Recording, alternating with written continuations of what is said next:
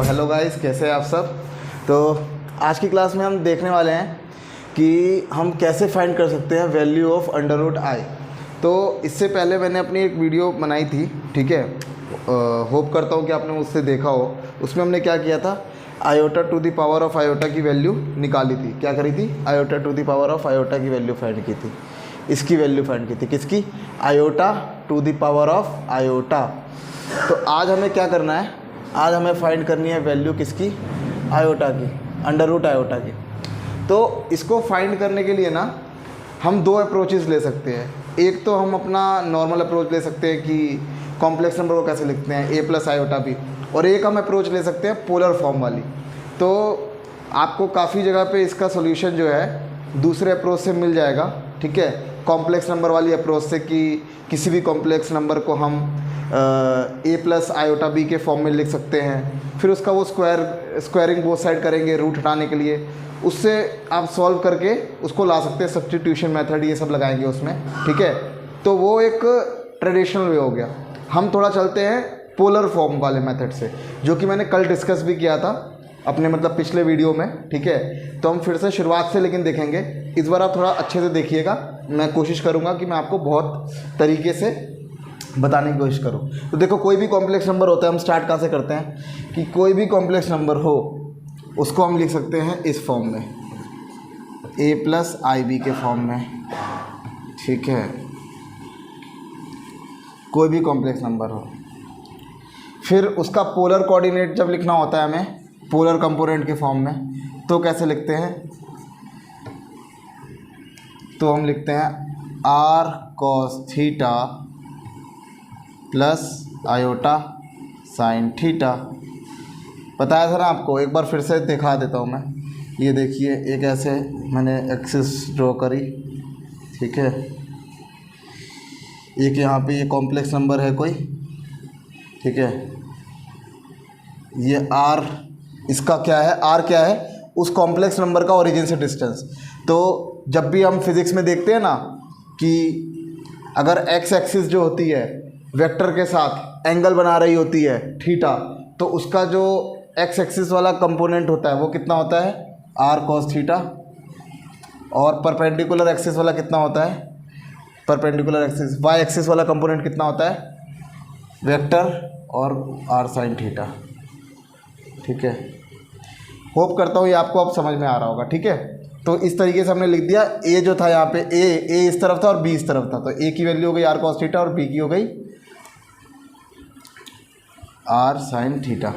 अब आर को कॉमन ले सकते हैं तो क्या आएगा, आर को कॉमन लिया तो r cos theta plus iota sine theta, ठीक है।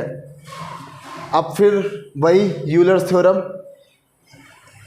e to the power iota theta is cos theta plus iota sine theta, ठीक है।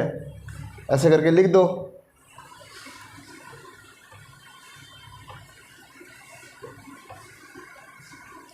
ये क्या हुआ, ये जनरल के लिए आ गया, मतलब कॉम्प्लेक्स नंबर अगर z हो। अब मैंने आपको एक चीज़ और बताई थी, इसको मैं मिटाता हूँ, ठीक है। अब अगर कॉम्प्लेक्स नंबर, वहाँ पे क्या था, कॉम्प्लेक्स नंबर z था, क्या था, कॉम्प्लेक्स नंबर z था। अगर कॉम्प्लेक्स नंबर ये हो जाए, आयोटा हो जाए, तो अब देखो, अब भी इसमें वही वाला तरीका लगाएंगे कि एंगल कितना है एक्स एक्सिस से और साथ में डिस्टेंस कितना है कॉम्प्लेक्स नंबर का ओरिजिन से। तो डिस्टेंस जो होता है ये 1 यूनिट है, देखो 1 यूनिट है ना, और एंगल कितना है π/2। और एक और एंगल है इस आयोटा तक, ये तो क्लॉकवाइज तरीका हो गया ना पहुंचने का। एक ये भी तरीका तो हो सकता है कि अगर हम उल्टा जाएं तो ये कितना हो जाएगा, -3π/2। क्या हो जाएगा, -3π/2। तो पहले हम π/2 वाला ही केस लेके देखते हैं, क्योंकि इसके क्या है ना कि दो आंसर्स आएंगे। इस वजह से हमें क्या है, एक तो ऐसे भी देखना पड़ेगा और एक ऐसे भी देखना पड़ेगा। और इसका डोमेन कहाँ से कहाँ रेस्ट्रिक्ट कर देंगे हम, 2π से लेके -2π से लेके थीटा का 2π तक, ठीक है। ऐसा आपको मान के चलना है। तो देखो हम क्या कर सकते हैं, ये आयोटा जो है यहाँ से कितने एंगल पे है, π/2 एंगल पे, ठीक है, और डिस्टेंस क्या है 1 यूनिट, और यहाँ से कितने पे है, अगर हम एंटी क्लॉकवाइज देखें तो 3π/2 एंगल पे, और डिस्टेंस क्या है उसका 1 यूनिट, ठीक है। ये समझ में आया। तो अब हम इस पर लिख सकते हैं, ठीक है, अगर हम आयोटा के लिए लिखने की कोशिश करें, सिर्फ आयोटा के लिए, किसके लिए, आयोटा के लिए, तो डिस्टेंस क्या हुआ इस फॉर्मूले में पुट करेंगे, है ना। ये हो गया आपका 1, आर की वैल्यू क्या है 1, ठीक है, और इसकी वैल्यू क्या है,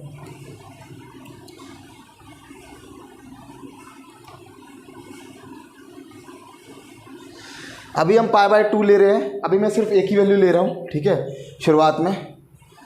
तो ये आ गई इसकी वैल्यू ई आयोटा पावर π/2। अब मेरे को निकालना क्या है, अंडर रूट ऑफ आयोटा। तो अंडर रूट ऑफ आयोटा है, तो अंडर रूट ऑफ आयोटा को हम ऐसे लिख सकते हैं, आयोटा की पावर हाफ, लिख सकते हैं क्या, ठीक है।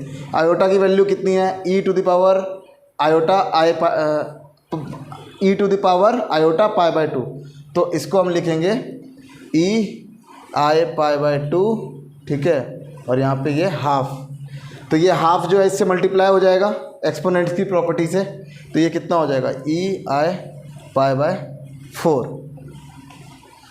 ठीक है। इतना तो आपको समझ में आ गया होगा, इतना समझ में आया ना, यहाँ तक हमने सॉल्व किया। तो अब मैं इसको रब कर लेता हूँ थोड़ा सा, ठीक है।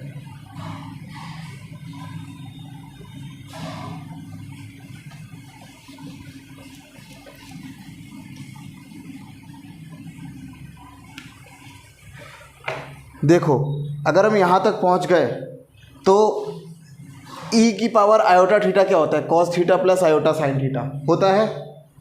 अब यहाँ पे अगर π/4 है तो हम क्या लिख सकते हैं, इसको अंडर रूट आयोटा को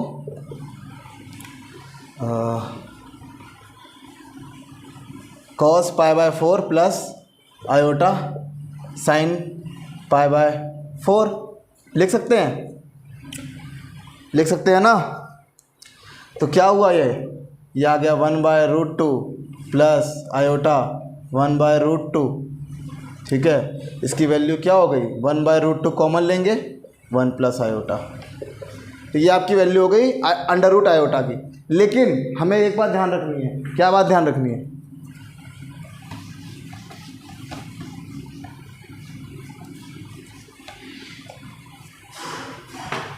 कि जब हम आयोटा के लिए लिख रहे थे तो आयोटा के लिए हमने ऐसे लिखा था कि ई की पावर, ठीक है, आयोटा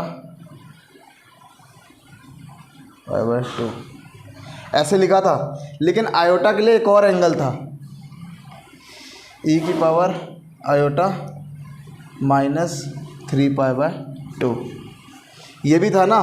देखो कैसे,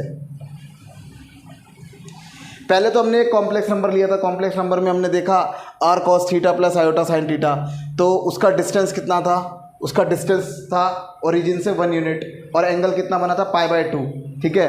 तो हमने क्या लिख दिया था, इस फॉर्मूले से यहाँ पे π/2 पुट कर दिया, है ना, थीटा की जगह π/2 पुट कर दिया, तो इससे आयोटा की वैल्यू आ गई थी। लेकिन आयोटा की एक और वैल्यू होगी ना, ये देखो, ये रहा आपका आयोटा, ठीक है।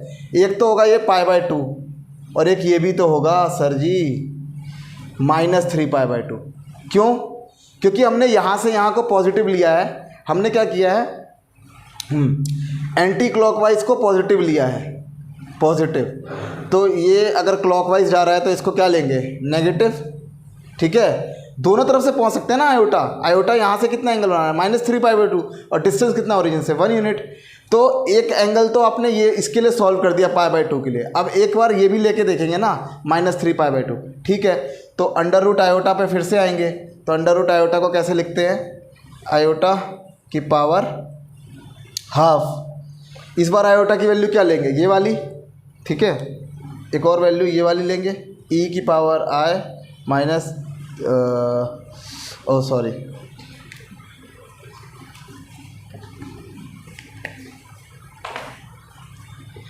यहाँ पे लेंगे, ठीक है, ई आई -3π/2 और ये हाफ, कैसे आया ये, आयोटा की वैल्यू पुट करी ना यहाँ से, एक ये वाला एंगल जो है, ठीक है। अब यहाँ पर क्या होगा, ये मल्टीप्लिकेशन में है, ये ध्यान रखिएगा।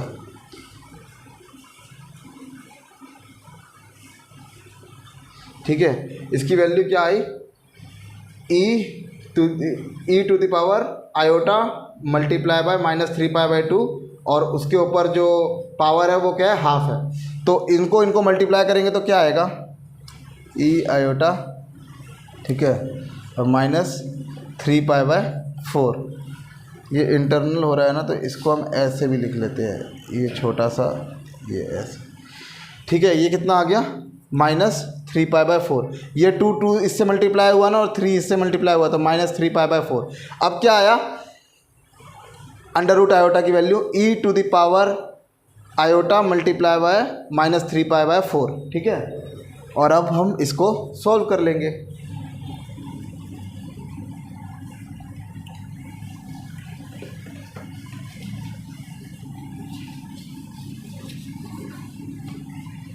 ठीक है, तो यहाँ पर ये आ रहा है, यहाँ पर ये था, ठीक है। थीटा की जगह क्या है, -3π/4, तो यहाँ पे पुट करेंगे, अंडर रूट आयोटा ही चल रहा है ना ये, तो cos -3π/4, ठीक है, प्लस आयोटा साइन -3π/4, ठीक है। अब -3π/4 है, तो -3π/4 कैसे होता है, देखो मैं आपको एक तरीका बताता हूँ। 3π की वैल्यू क्या होती है, 180 डिग्री बाय 4, तो इससे कैंसिल करोगे तो ये कितना आएगा, 45, तो ये आ गया 135 डिग्री, ठीक है। तो cos 135 डिग्री की वैल्यू निकालोगे ना, तो वो आता है 1/√2, क्योंकि सेकेंड क्वाड्रेंट में क्या होता है, cos होता है पॉजिटिव, लेकिन ये -135 है, तो इसके आगे क्या लग जाएगा, एक माइनस लग जाएगा, मतलब -1/√2 लगेगा ना, ठीक है। तो यहाँ पर क्या हुआ, यहाँ पर आ गया -1/√2, और यहाँ पे आ गया साइन -135 भी -1/√2 होता है, तो ये आ गया माइनस आयोटा 1/√2, तो ये आ गया आपका -1/√2 कॉमन लीजिए, और ये आ गया 1 प्लस आयोटा, और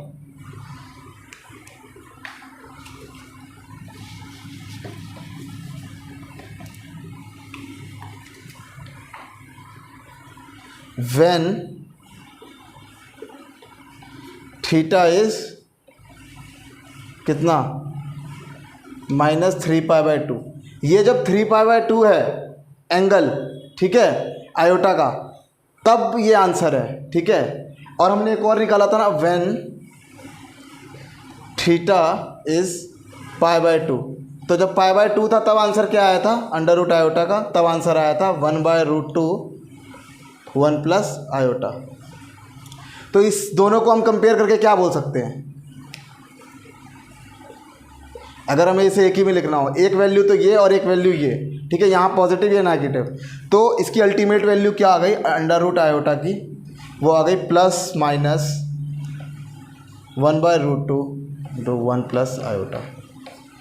तो कभी भी आपको आयोटा की वैल्यू पूछे तो आप क्या बोल सकते हो, +/-1/√2 मल्टीप्लाई बाय 1 प्लस आयोटा, तो हैंस प्रूव्ड। क्या हुआ, यहाँ पे वैल्यू प्रूव्ड हो गई। तो उम्मीद करता हूँ आपको ये समझ में आया होगा। आपको कोई भी डाउट होगा तो आप कमेंट सेक्शन में मेरे से पूछ सकते हैं, और पढ़ाई करते रहे। All the very best.